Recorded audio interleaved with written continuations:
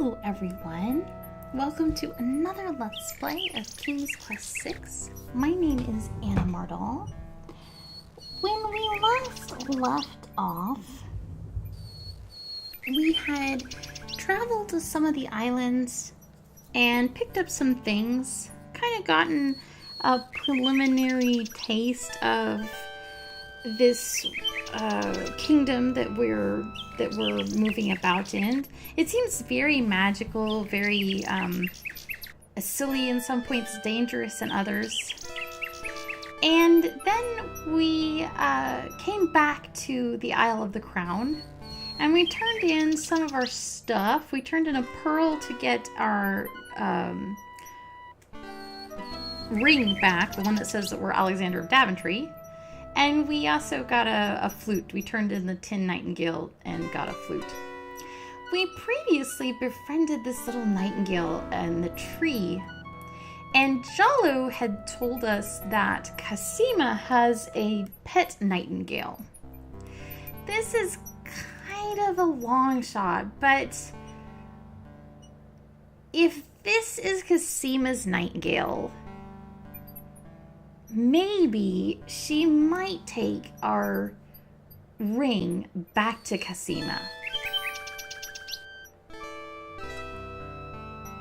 Alexander holds out his insignia ring to the nightingale, hoping she perhaps is the nightingale that Jalo spoke of, and that she might be able to take the ring to Cassima. The ring is the one thing he has that might alert Cassima to his presence on the Isles. The nightingale swoops down and grabs the ring. She flies off towards the castle. Perhaps to Cassima? Sing Sing, what have you got in your mouth, my pretty? A gold ring? Sing Sing, where did you get this? Realm of Daventry. This is Alexander's ring. Oh, my soul, he must be here. Sing Sing, I wish you could tell me what you've seen. Is he really here then, on this very island? Oh, if only I could leave this castle as easily as you. Take this ribbon, Sing Sing. If you know where he is, return it to him. Please be careful, Alexander. It is so dangerous, and yet I could not wish you away.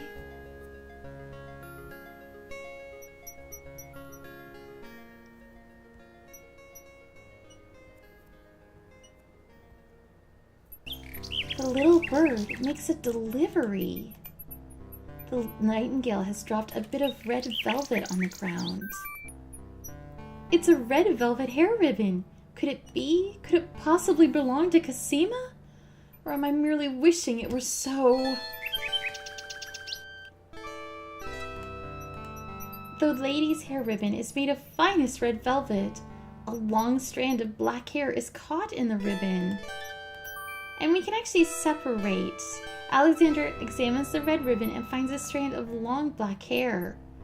So this is, the strand of hair from the red ribbon is the color of midnight. Alexander can only hope it belongs to his true love.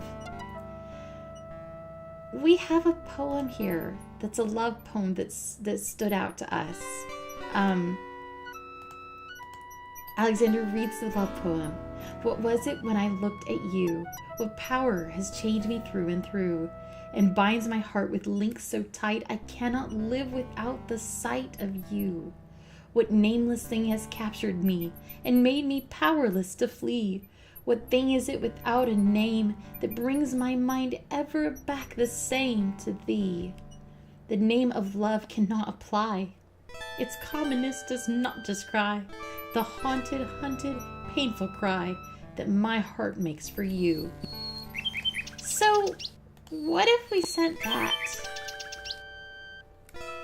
Alexander holds out the love poem, hoping the bird will deliver it to the same place she took the ring, in the chance that the receiver might truly be Cassima.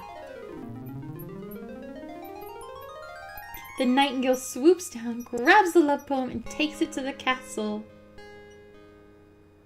Sing Sing, my sweet, you bring another present. Let me see. It's a poem, Sing Sing. What was it when I looked at you? What power changed me through and through and binds my heart with links so tight I cannot live without the sight of you? Oh, Alexander! I was hoping he'd return to you. Take this to him while he waits. Hurry, my fleet one.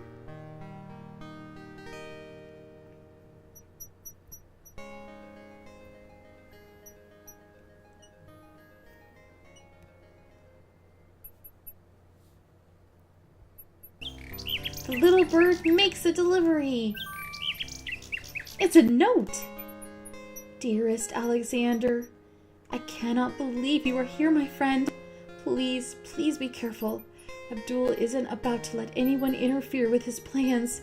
Watch out for Abdul's genie, Alexander, and do not do anything rash. I am not without resources, and I will prevail if I can only find some small means of defense. Do nothing to try to get to me. You must not be endangered again for my sake. Greatly in your family's debt, Cosima. Alexander's hand trembles as he reads the note. For the first time in his long search, he has heard her voice again, if only in writing. No words of love, though, only friendly concern. Friend! Is the maiden merely shy, or does she regard him only as a brother?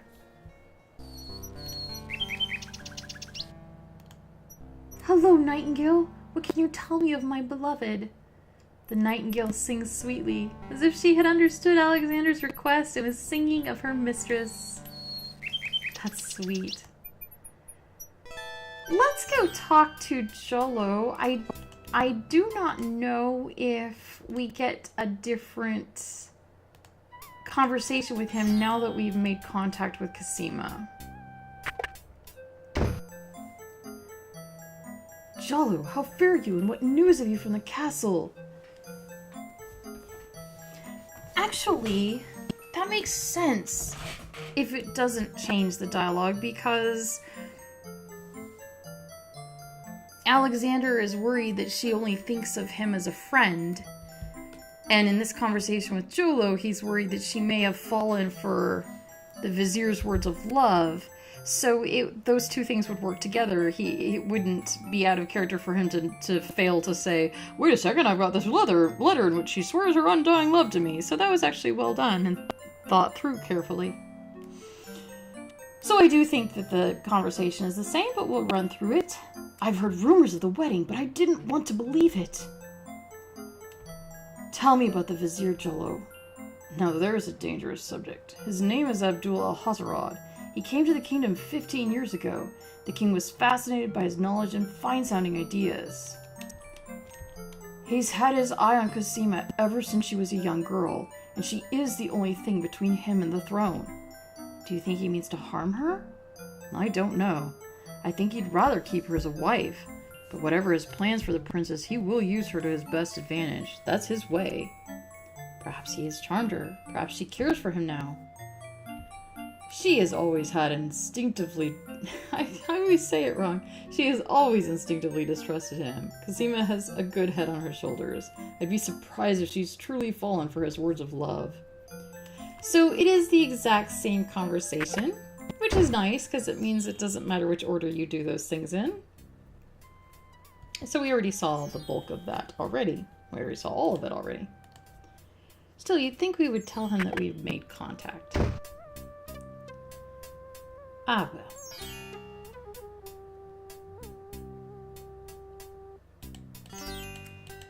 Alexander is in love and can be forgiven for not thinking to tell him about, look, Jolo, that nightingale right there, that's the nightingale you've been looking for. Look at it. Look. Won't do it. Still, it is nice. In fact, let's follow and see if we can see him all the way. It's so rare in adventure games. Oh, look, you can actually see him going up the path. It's so rare in adventure games to see people actually complete their walk somewhere. Usually they just disappear off the screen. Good day, Jolo. Greetings, my fine furred friends. That's a nice touch. I like that. Somebody probably worked a lot of hours on coding that.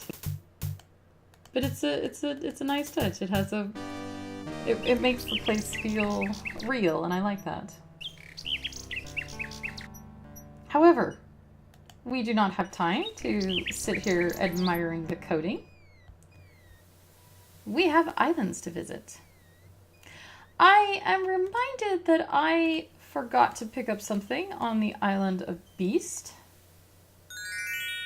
because I actually did not even see it.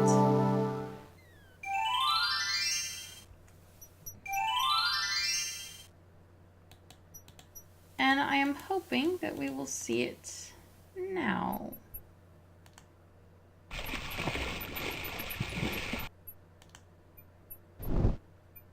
Where is it?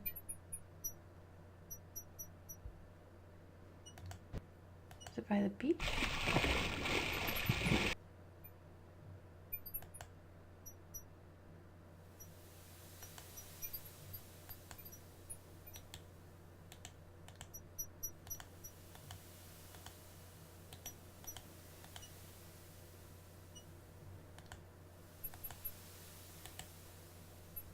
This is very puzzling to me.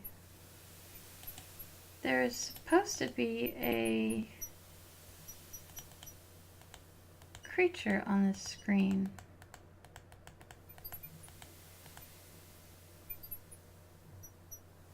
Surely I didn't make the game unwinnable by missing it the first time we visited, did I?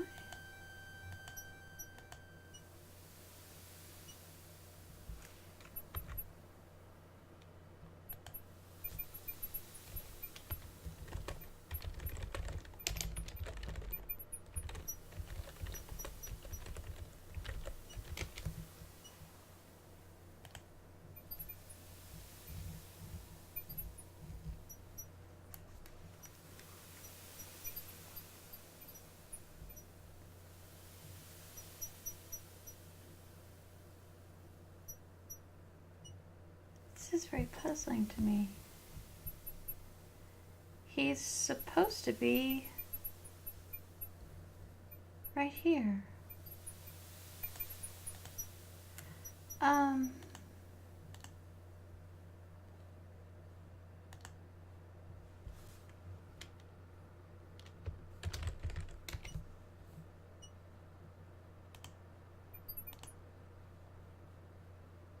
Did we find a bug? And if we did, is it too late to fix it?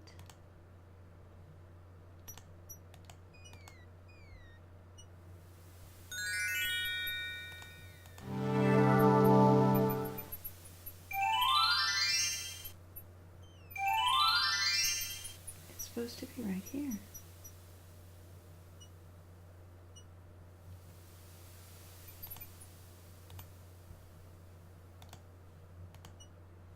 This is very puzzling to me.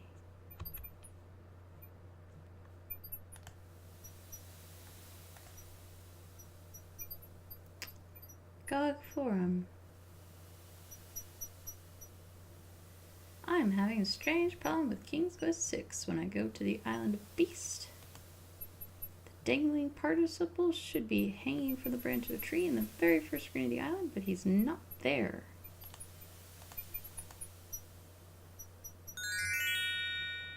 This bug has never existed for me.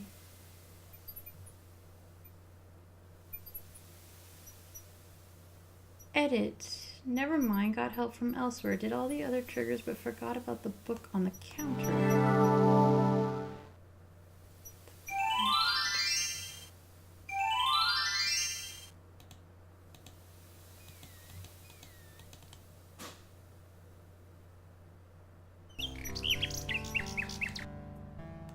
The book on the counter.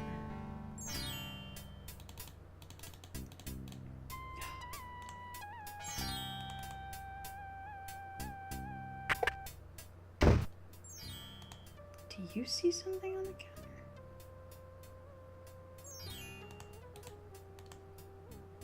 An old antique leather-bound book is displayed on a little stand on the counter. On the elaborate cover is the title, Ye Useful Book of Magic Spells. Wow, I did not... That blends in. Yeah, I didn't see that. How much for that book on the counter, merchant? It is a fine book, is it not? I obtained it from the estate of the one and only magician this kingdom has ever had. Poofed himself into an aardvark in the end, or so I heard.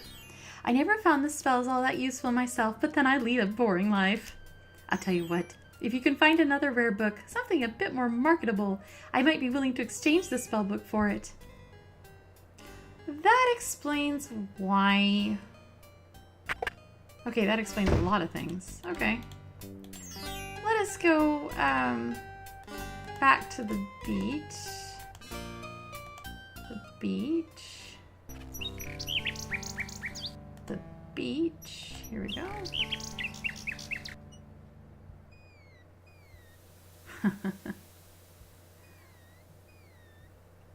Alrighty, don't I feel silly? But it's not a bug, that's nice. It's just terrible design. No, that's my fault. Oh no.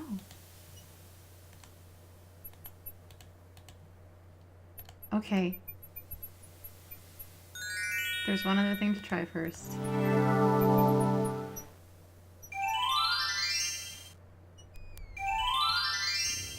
Yes, it starts here. That's why.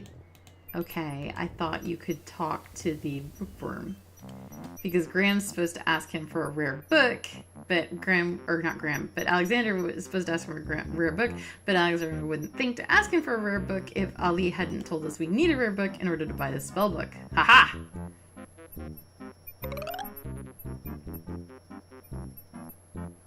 What do you think you're doing? I'm sorry. I didn't realize these books had an owner. I'm in need of a rare book. Huh, no owner. All books have owners, my good man. And this book owner, bookworm to you, wouldn't part with one of his books for anything. Isn't there something I can do for you to pay for the book? Let's see.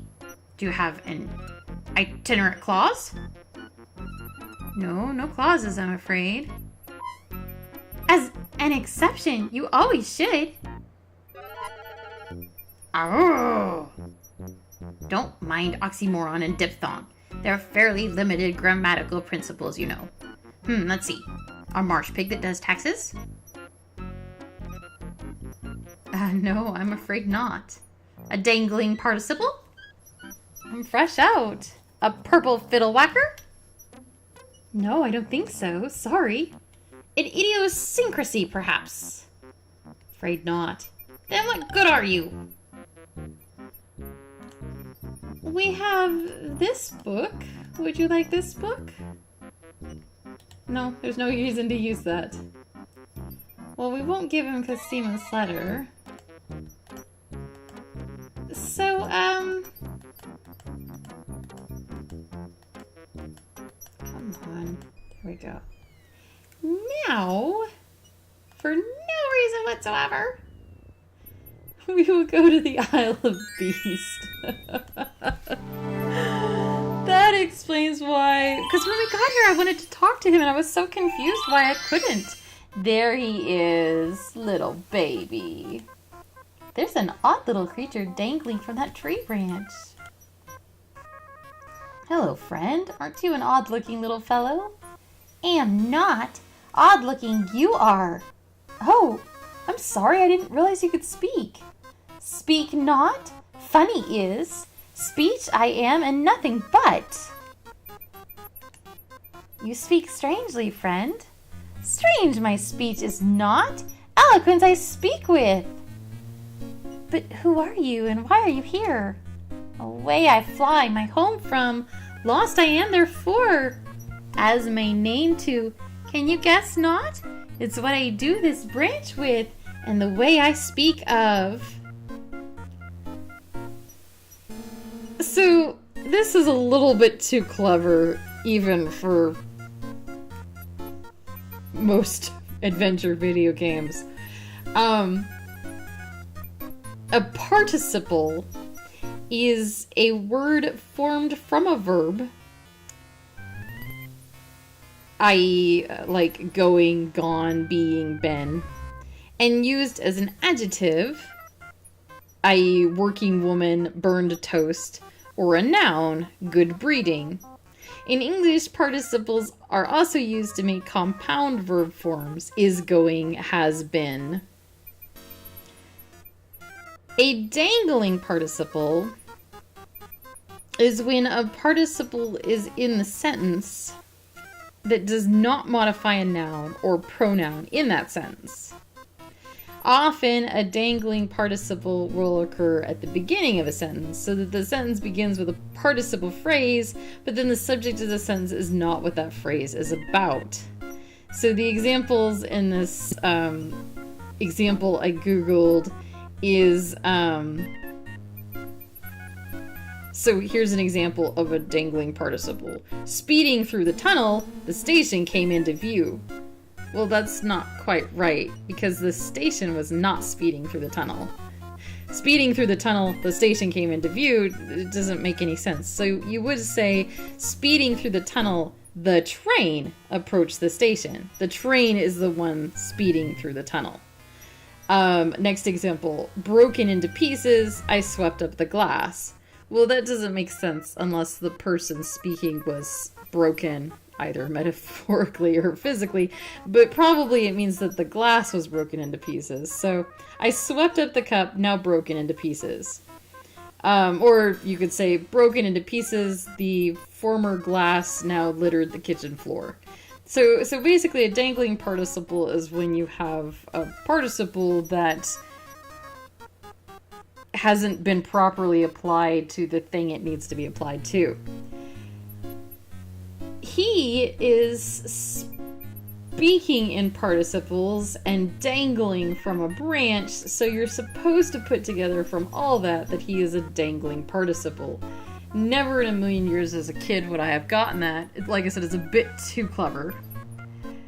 But as to my name, can you guess it not? It's what I do to this branch with dangling, and the way I speak of participles.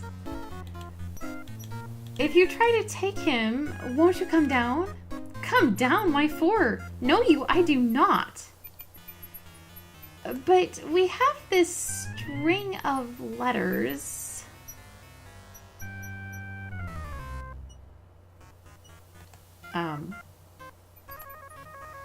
We had a string of letters.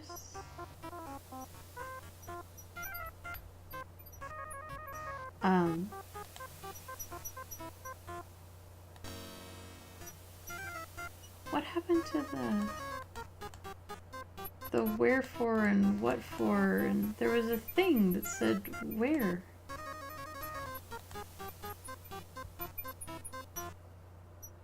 What the hell? Am I not seeing it? Did it leave our inventory?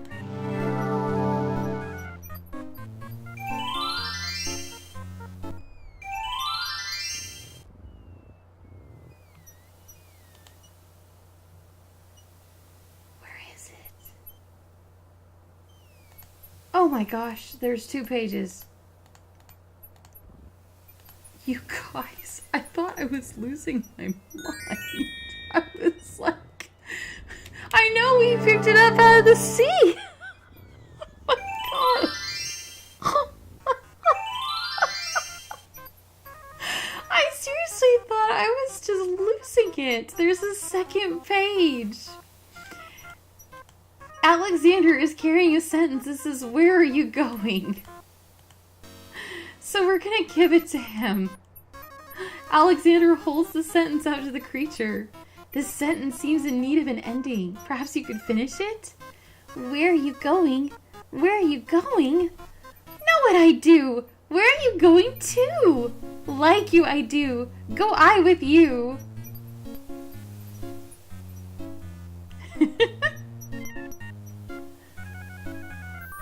Well, that was certainly interesting. It looks like Alexander now has a passenger. I meant to show you this. One end of the creature resembles a miniature dragon, while the other looks like a possum. What a strange looking fellow. I meant to offer the words to the bookworm. And if you do, he will tell you that the words are common and that you probably found them floating in the ocean, which is where we did indeed find them. So definitely not worth the cost of a rare book. But he did say he wanted a dangling participle, so we will give this to him. Hello, Bookworm. I have something you might be interested in. Well, what is it this time? I found this little fellow lost on another island. Coming home, I am now too. There you are, you naughty boy. I told you not to leave the island. Glad I am seeing you too. A most solemn celebration. Gui! So you found my dangling participle. I suppose I'll have to give you something. Let's see, now was it a rare book you wanted? Yes, sir. Well, none of these will do. They've been sitting in the sun far too long and must be well cooked by now. This one is far more rare. A delicious little tidbit. Thanks. What have we got? Alexander opens the rare book and looks inside. This book contains riddles and has a page missing. Alexander glances at a few of the conundrums, but finds himself more curious about the one that is missing. What was the riddle, he wonders. More importantly, what was the answer?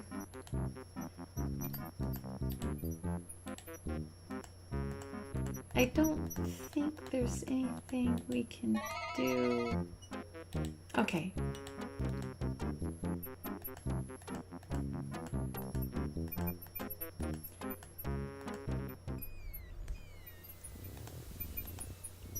Alrighty.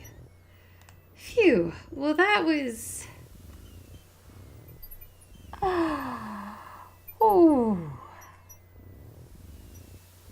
That was definitely a thing that happened. And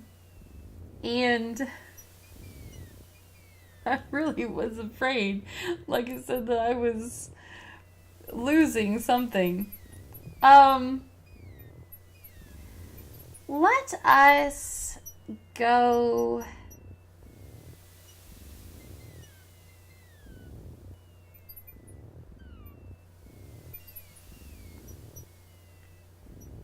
back to the garden.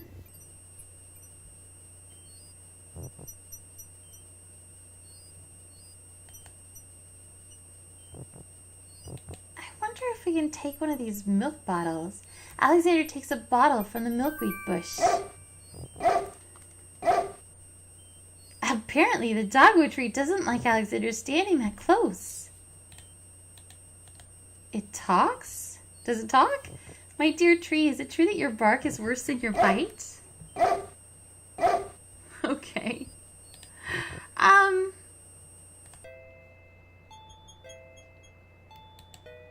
We didn't really try to... Did we talk to... Aren't you a bunch of fine-looking young plants? Goo goo gaga! Apparently the baby steers haven't learned to talk yet. Good day, tomato vines. Good morning! How did you manage to fall off the vine, Mr. Tomato? What do you think? I'm old. I'm rotten. Leave me alone. If you say so. After all, you're just gonna let me sit here and rot on this dry ground like everyone else, aren't ya? Well, I don't know. I suppose. Never mind. Just go away. The lettuce gives Alexander the cold shoulder. Good day, snapdragons. The snapdragons don't seem inclined to communicate with anyone. Greetings, ladies. How charming you look today. The wallflowers are too shy to talk to Alexander.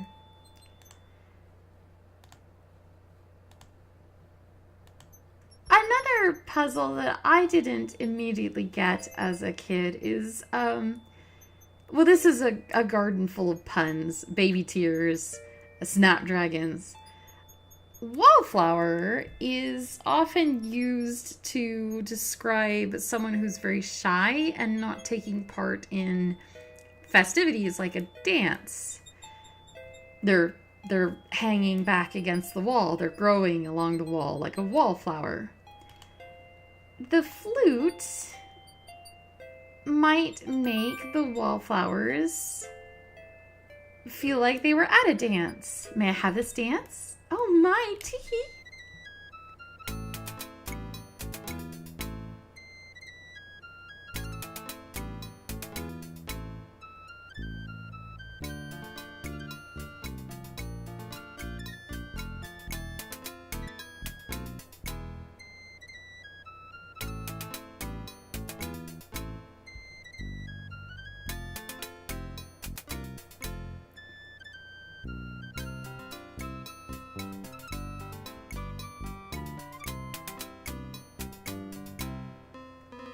Alexander stops playing the flute, but the wallflowers and snapdragons continue to dance, caught up in the music and oblivious to everything around them. If the wallflowers are dancing, they can't hide the hole in the wall. While the wallflowers dance, Alexander snatches the hole in the wall. And so that, I think, is well and good for that. Let us go back to the village and trade in this rare book of puzzles for the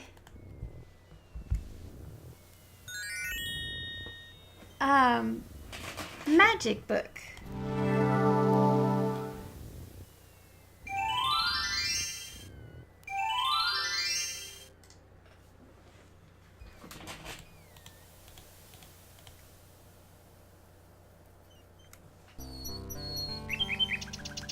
Hello, Sing Sing.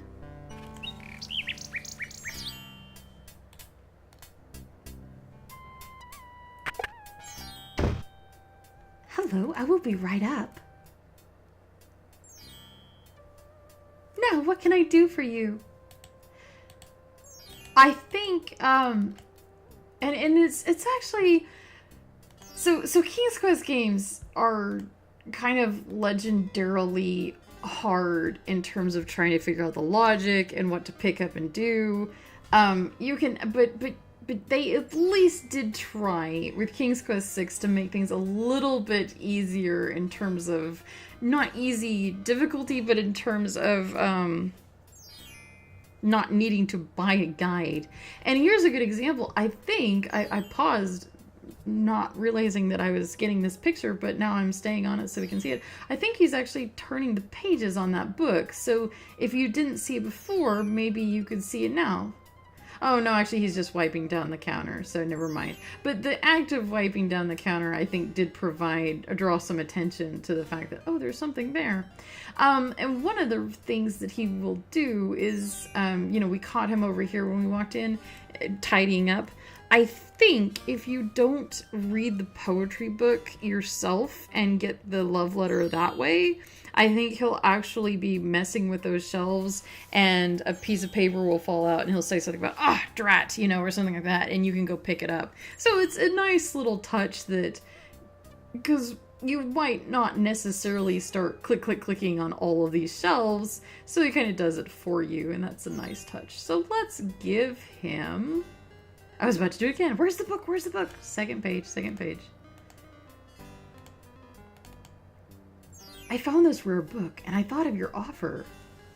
Very interesting. It is a wonderful riddle book. Riddles are much more marketable than spells these days. I guess people believe more in mirth than in magic. Here's the spell book you wanted, and a fair trade it is, I must say. Enjoy it. I certainly hope so. We shall see how rusting my spellcasting truly is. I don't actually know how well Alexander is at magic, how good he is at magic. He was raised by a wizard, but the wizard was evil and not trying to teach him anything. And of course he did turn the wizard into a cat, but he claimed, at least to Mordak, that he didn't know how he did it, and he certainly couldn't turn him back. Although it's interesting to wonder how much that was true. Here is the magic book that we have bought so laboriously for ourselves. Magic paint spell. We'd need a cup of swamp ooze, river Styx water, and a black horse feather. The river Styx is in the underworld. You can only visit it when you die. So this does not seem like a spell that is likely to be cast every day or often. And there's an incantation and directions. Add Styx water to swamp ooze in a cup. Stir with a horse feather. Apply to blank surface with an artist brush, etc., etc. Okay. Make rain spell. Few drops of salt water, not from the sea. 1 vial of sacred water and falling water. Mix salt and sacred waters in a teapot, then add falling water. Speak incantation over the teapot to a chant. Heat to boiling to activate. Interesting. Again, sacred water is not something that one has all the time. Charming a creature of the night spell. 1 skull full of hot oak embers. A bit of sulfur. 1 strand of a pure-hearted maiden's hair. I feel like the skull would be the difficult thing to get there. And that's the last page. So 3 spells. Not a lot of spells, but not necessarily easy to acquire those ingredients. I don't know, maybe we wasted our time getting that book, but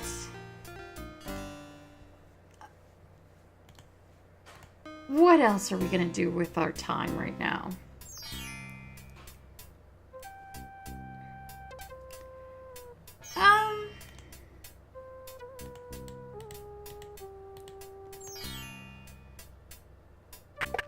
I don't believe, good day, that we need the flute anymore, so I'm going to give him his flute back. And I'm going to ask for the tinderbox. We know now, I suppose, why he has a paintbrush. If we wanted to do a paintbrush spell, we have a paintbrush. That was one of the spells, was ink-based magic. But we do not at this time have, I think that was the River Styx one. We don't at this time have water from the River Styx. Go figure. Well, now what do we want to do? We can't go any further on the Isle of the Bees because there's that weird archer that looked like he was trying to aim for us. That didn't feel safe, so we're not sure how to get past that. The Isle of Wonder did have a couple of things that might be ingredients for spells. Actually, now that I think about it, I don't know that we'll need those spells, but let's open that book up again. There was swamp ooze. There's a swamp on the Isle of Wonder. It needed to be in a cup. We don't have a cup. And then there was also salt water not from the sea, which makes me think of tears, because in King's Quest VII, we needed salt water and tears in order to get pure water. Can we collect the muck without... The mucky swamp is no place for extensive hands-on exploration. Alexander doesn't want to put his bare hands in that oozy swamp. Fine, fair enough. Oh. There is a delicate china teacup occupying this chair at the moment. We need a cup for the spell. That's convenient. It was probably there all along, and I just didn't see it.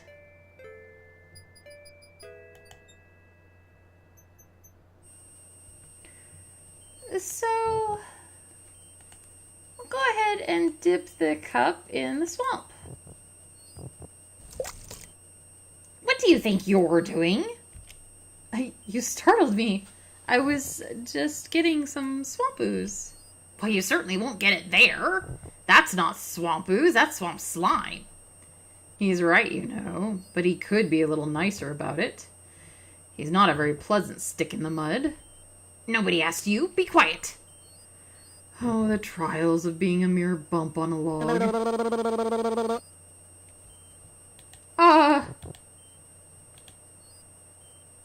Okay. Perhaps you could toss me some swamp ooze. Since you seem to be able to recognize it, I can only reach this bit by the path. Well, hoity-toity, look who's Mr. Wants so much. You think I got a job here passing around precious swamp matter? You should be so lucky. He's an utter waste of oxygen. I'd save my breath if I were you. But really, I do... Never! I got your swamp ooze right next to me, and that's where it's gonna stay. This swamp ooze is mine, period. So who are you? I'm Bump on a Log, and that's my brother Stick in the Mud. We've had this thing about each other ever since our childhood. Mom always liked me best. She did not! That is absolutely not true! He's a bit lazy, you see. He's got the only swamp ooze in the swamp right next to him. But do you think he'd move a finger to help you get some? Hardly. He'd try to brain you with it, more likely. His temper is about the only thing that ever gets a workout, and that on yours truly. Oh, like you've moved it all in the last century. Like you're Mr. Physical Activity. Just because I can't reach anything. He thinks he can throw gushy swamp matter at me and say whatever he likes. If only I could turn the tables on that heckler, he might learn some respect. But as you see, I am a mere bump on a log and must be content with my lot. Oh, shut up! You couldn't hit the broadside of a barn even if you had something to throw. Just shut up. You see how he is. Is there anything I can do to make peace between you two? You are brothers, after all. He needs a good thrashing, I expect. However, since you cannot go into the swamp, nor can I fight back, he will simply have to be born. Such is the life of a bump on a log. I have an idea. If he likes to throw things, you wanted some adventure. Hey, what do you think you're doing? Get your hands off me, hey! Alexander picks up the rotten tomato and puts him away.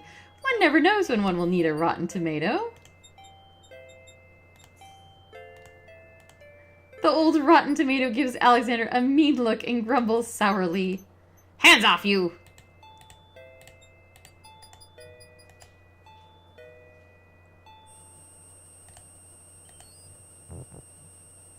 So, bump on the log, friend.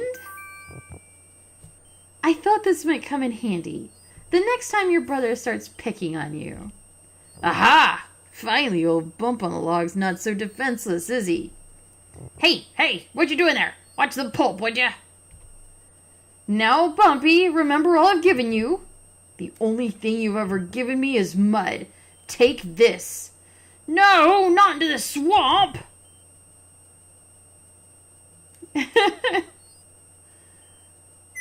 Whoosh! They both throw ooze back. Okay, give up. Geez, sorry. Well, I guess it's not very pleasant having things thrown at you. I'm sorry. You mean it? Really? Brother! Stick in the mud and Bump on a Log, exhausted from the battle, immediately doze off into naps. Rotten Tomato, being equally lazy, decides to join them. How are you finding your new surroundings, Rotten, Mr. Tomato? Can't you see I'm snoozing? You done good. Now go play in the street or something. Well, all we really needed was the swamp ooze. Alexander fills the teacup with swamp ooze. So we got that taken care of.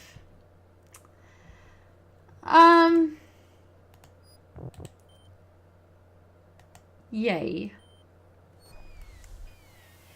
There's one more place that we haven't really been, because when we went there before, it turned out we needed copy protection and I didn't have it available.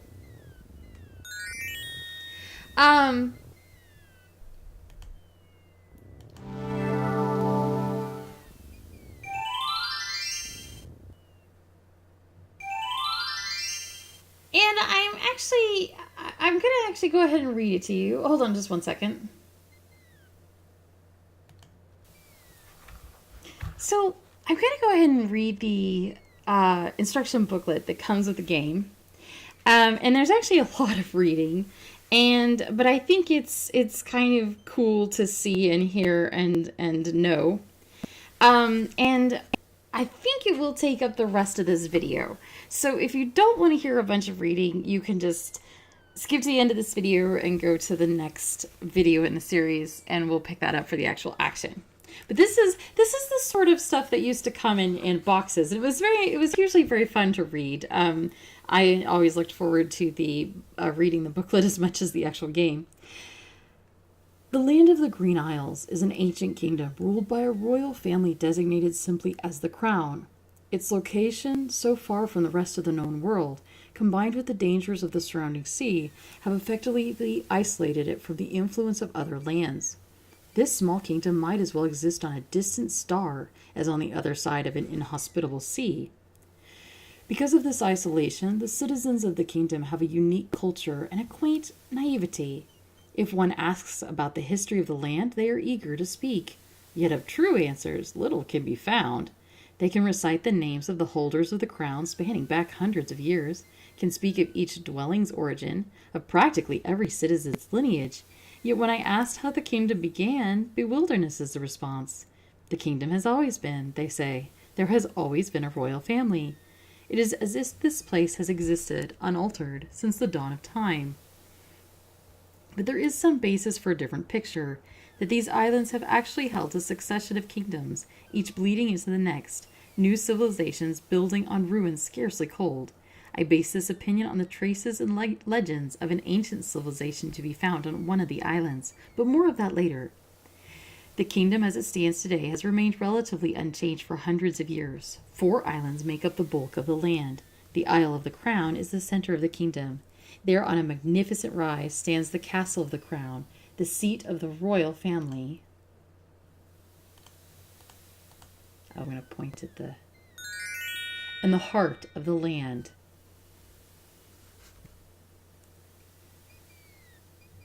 A village and docks comprise the rest of the island and run most of the kingdom's daily commerce, such as it is. Across a short distance of sea is the Isle of Wonder, an aptly named place of sheer delight, ruled by a pair of rival queens who are, despite their own internal strife, unalterably loyal to the crown. The Isle of Beast is the least hospitable of the islands. Seemingly deserted, I did not see much of the place since obstacles made it impossible to travel far inland. Nevertheless, the place has its own history and is listed among the kingdom's holdings.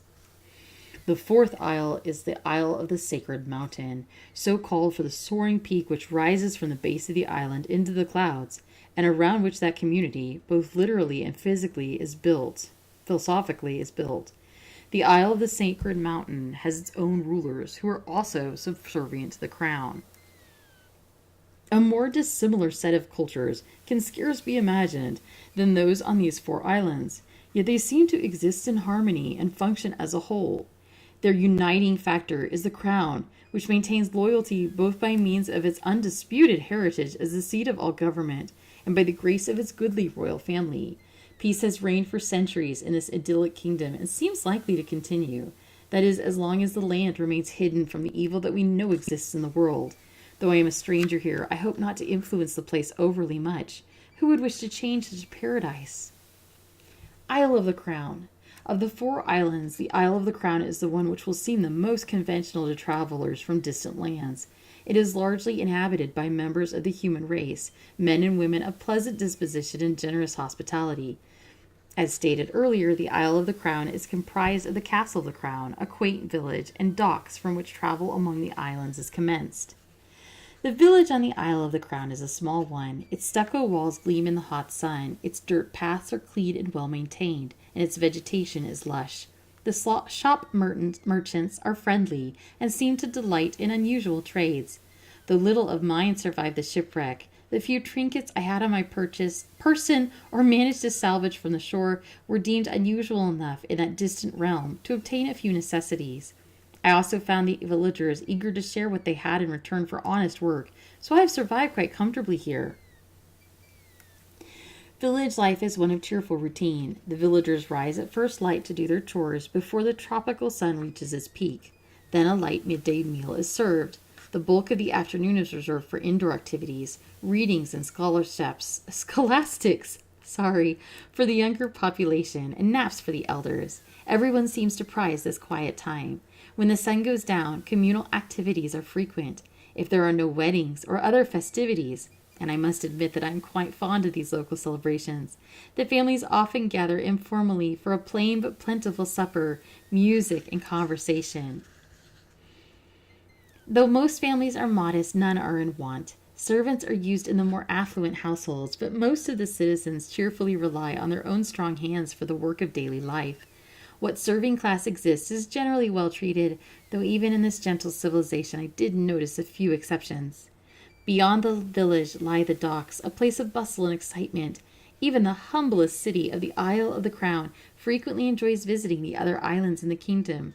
In return, it is not uncommon to see all manner of strange creatures frequenting the village shops from the kingdom's other islands.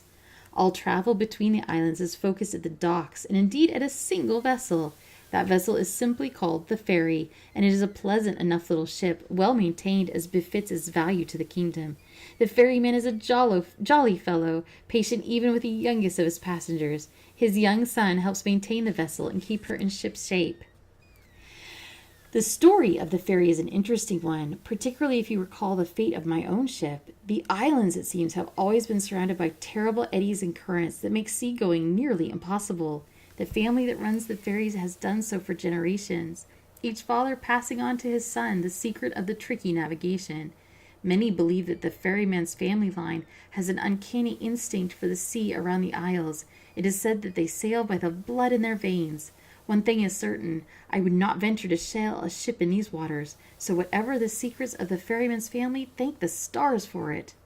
So we are actually reading like a travelogue from somebody who visited, and this is like the kingdom in its heyday before what Alexander is seeing is pretty clearly what's the word I'm looking for? It's gone down in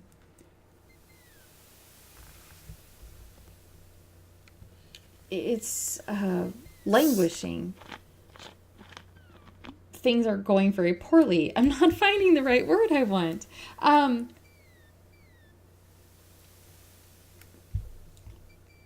Prosperity. It's gone down in prosperity. So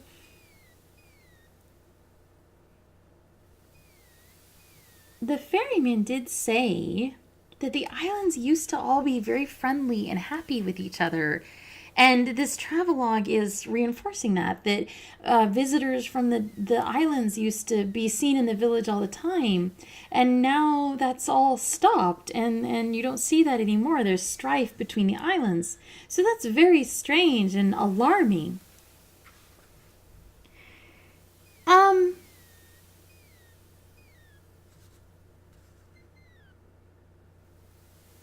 I want to skip ahead to the section on the Isle of the Sacred Mountain.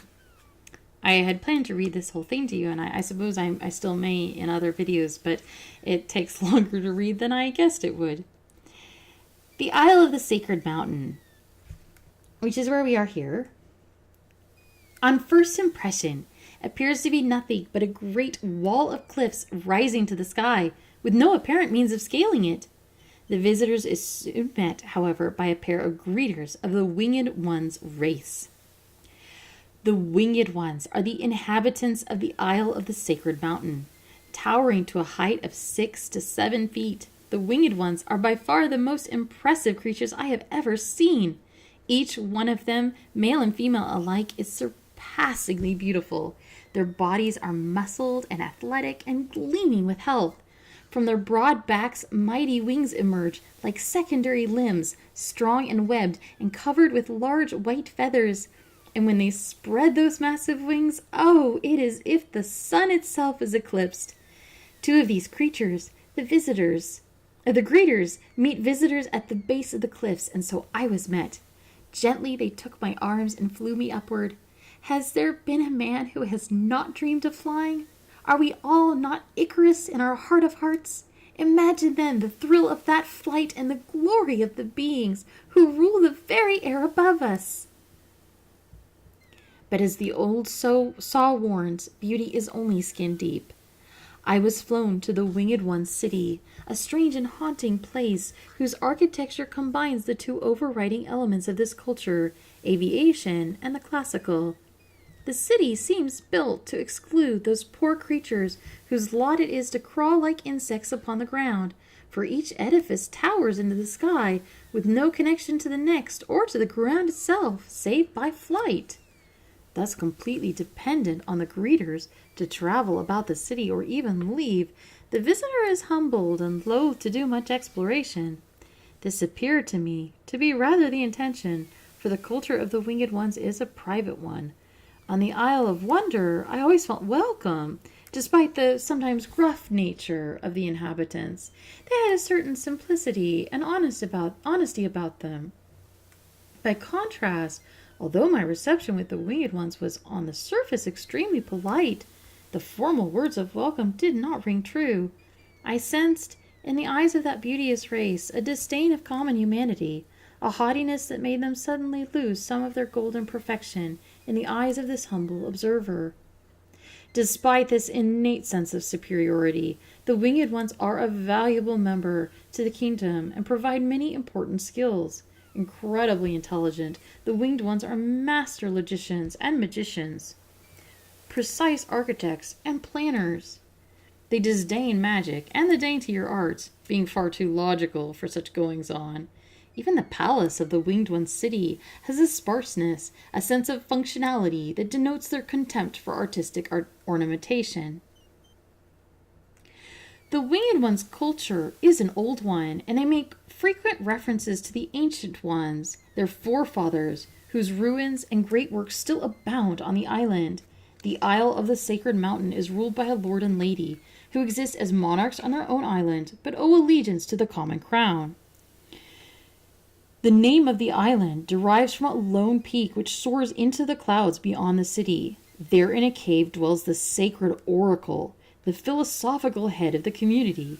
It is said that the oracle is centuries old, ultimately wise, and can read the future. She is consulted by the lord and lady on every facet of the city's life, and even advises the king and queen. I, of course, did not meet the oracle, and even the most Winged One's citizens regard her as an almost mythological being. The greatest honor any Winged One's citizen might hope for in his or her life is to be granted a meeting with the oracle, for her cave is a place reserved for only the most worthy of souls. Like many lofty ambitions, most of the Winged Ones never achieve this end. I found myself fascinated by the Ancient Ones, for it was only in the deep history apparent in the kingdom. It was the only deep history apparent in the kingdom. From what I managed to learn from the close-mouthed Winged Ones themselves, and from the more readily available information to be found in the writings and from scholars on the island of the Crown, I put together the following picture of this bygone race. I include it among these records of the kingdom, for they are as much a presence in the land as the current inhabitants. The Ancient Ones. The Ancient Ones inhabited the Isle of the Sacred Mountain, perhaps as many as 1,000 years ago. At that time, it is likely there was no kingdom, and that the Ancient Ones existed alone in the sea, since no similarly aged records exist on any other island. The Ancient Ones had an advanced, mysterious culture.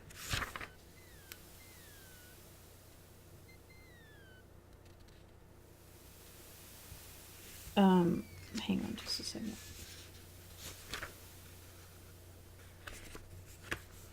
I lost my place. Their writings have been discovered on ancient tablets and scrolls buried beneath the current Winged One city and in the ancient catacombs on the Isle of the Sacred Mountain. It is commonly believed that they possess knowledge and mechanical acuity far surpassing anything that exists today. This belief is based on a few remaining artifacts, such as their mysterious labyrinthine catacombs and the writings on the ancient island's cliffs. The artifacts of the Ancient Ones are fiercely guarded by the Winged Ones, and are studied by scholars of that race who spend their whole lives trying to unravel their mysteries.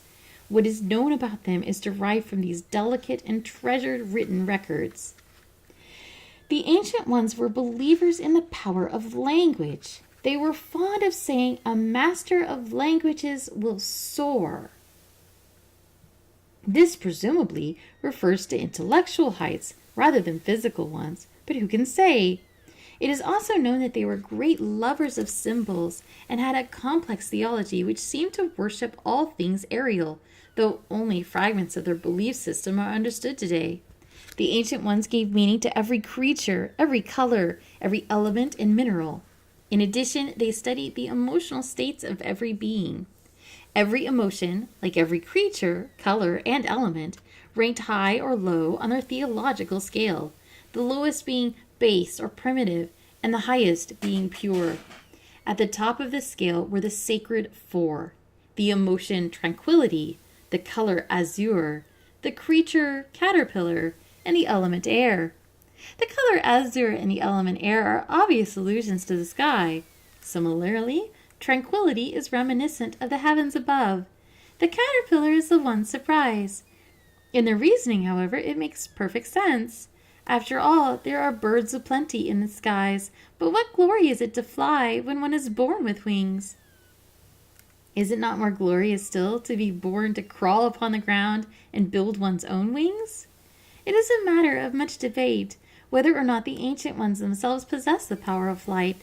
Despite their theology, the remains of the ancient ones do not bear the wings that distinguish the Isle of the Sacred Mountain's current inhabitants. The winged ones firmly believe that the ancient ones flew without wings, proving themselves superior even to the winged ones themselves. Some scholars on the island of the Crown, however, believe the ancient ones could not fly, and that their obsessive interest in flight and their secret knowledge enabled them to create a winged race, the descendants of whom are the winged ones. But such things we will never know for certain, for true understanding was buried along with the last of that long-dead race. I spent some time studying the language and culture of the ancient ones, and the interest of antiquity I set forth here as much as is understood of their own works. There is a page here of a ancient one's alphabet, 26 primary symbols, which each correlate to a letter in our alphabet. And they each represent an emotion, an animal, a color, and a element. So, for instance, J represents honesty, the parrot, the color green and emeralds. A represents harmony, cat, the colors sienna and earth. It's like a tag yourself I'm page. Tag yourself I'm N. This symbol represents hate, the crab, the color black, and ebony. So we have that, and if you're interested in that particular piece of world building, I'm certain it's on Google under King's Quest VI Ancient Ones Alphabet. And there are two more pieces that I will read very quickly, swiftly. The Logic Cliffs. So let's actually escape. Nothing happens. Apparently the map won't teleport its user anywhere except to other islands. It's a good thing too. Alexander has had enough of ocean swimming lately. So these are the sheer cliffs that the book talked about. And it actually mentioned that when you would visit there as a visitor, winged ones would come down and carry you up and ferry you about their city. Well, nobody's come to help us. And there is something etched into the cliff that they said was the something to do with the ancient ones' riddles, which we will not do in this video because, like I said, this is just for reading. I promised we'd keep the action to the next video. But here is the section on the Logic Cliffs. One of the most intriguing artifacts left by the ancient ones are the Logic Cliffs. The cliffs are so named from a series of riddles written on the face of the cliffs leading from the beach of the Isle of the Sacred Mountains to the Winged One's city. Chiseled painstakingly into solid rock, the viewer must question what purpose the words serve. From the ancient scroll that references the cliffs, it can be determined that the riddles on the cliff were part of an elaborate mechanism designed to protect those who dwelt at the top of the cliffs from undesirables that might arrive from the sea below. The mechanism may have served as some sort of calling device designed to alert those at the top of the cliffs that a brother required admittance, or perhaps led to secret chambers within the rock itself. Whatever the cliff's purpose was, it was obviously built to admit only those indoctrinated into the secrets of the Ancient One's culture, and for that reason is, alas, as yet unsolved by those who live today. The following translations from the Cliffs of Logic scroll may help the readers understand the mystique that surrounds this artifact. The first challenge: only those pure of heart will be able to rise the Cliffs of Logic. The third challenge: the stones of stealth are associated with this riddle. 4 men standing in a row, third from the left and down you go. The rest in order move you on, the youngest, the oldest, and the second son. The fifth challenge: only those of the highest order may ascend the Cliffs of Logic. And then last but not least, the catacombs. Another remnant of the Ancient One's culture, the catacombs, is tragically inaccessible to visitors today. The catacombs held the burial chambers of the Ancient Ones and are said to be designed as a giant labyrinth.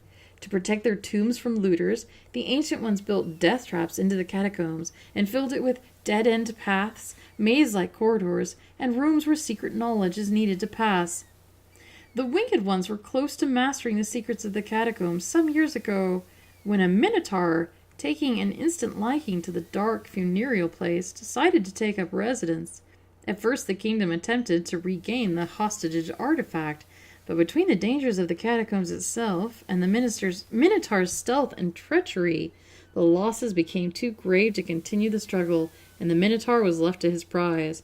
Since then, the catacombs have been bolted shut.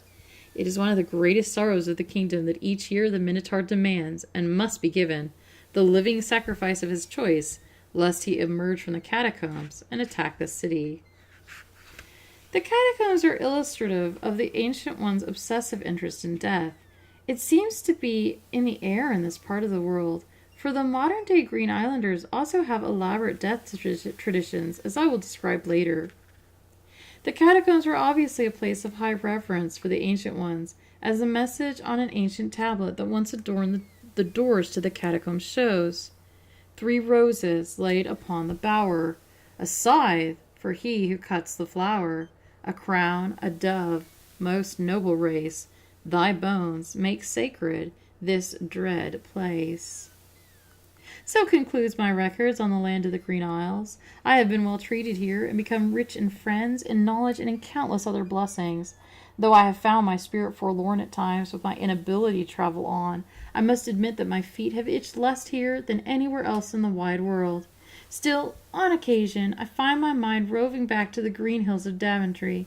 Perhaps my spirit, at least, is allowed to roam free. I've yet to see them soon. To those who may someday follow in my footsteps, I say this: be kind to this gentle land, be open-hearted to her whimsy, and protect her, if you can, from the harsh winds which might wish to blow in from the sea to steal her soul. She is unlike any other place I have seen, and she has stolen my heart. That is the section on the Land of the Green Isles. I skipped the Castle of the Crown section and the Isle of Wonders section. I will try to read those later, but it was getting a bit long on the video. And that is how instruction booklets from Sierra used to come. There are riddles within everything we just read. And if we want to continue the game, we will need to make sense of those riddles. And really, it is amusing to think now, after many years of gaming. I've been gaming pretty much my whole life. I'm trying to imagine, going down to GameStop or Walmart and buying a brand new game and bringing it home and popping it in and playing for, 2-3 hours and getting to something like this and realizing that I have to go read the manual that came with the game in order to figure out what the heck I'm supposed to do here with this ignorance kills, wisdom elevates. Okay, what am I supposed to do with it? Well, you have to go read the book, and you have to read pages and pages of world building that you're just gonna get info dumped on you, and from that you should be able to totally figure out this riddle. So that is really a fascinating, to me, portrayal of how gaming has evolved and changed over the years. And hopefully it's fascinating for you as well. So this is King's Quest VI. My name is Anna Mardal, and when I see you in the next video, we will pick up climbing the cliffs of logic. Until then, I will see you in the next video. Take care. Bye-bye.